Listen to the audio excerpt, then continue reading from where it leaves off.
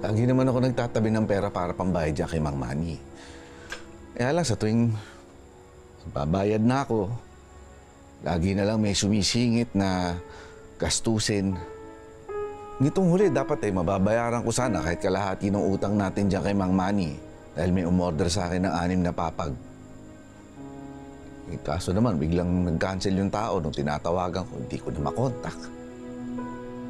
Alam niyo bang kakarampot na lang yung natira dun sa sinweldo ko dun sa burger stand? Tapos nawala na lang ng ganun-ganun. Sa susunod na pasukan ho, hindi ako papasok ha. Gahanap na lang ako ng full-time na trabaho sa Maynila. Rose, ang plano, igagapang ko ang pag-aaral mo kahit anong mangyari hanggang sa makagraduate ka. Pagkatapos pagtutulungan natin pag-aralin ng kapatid mo si Amira, hindi ba?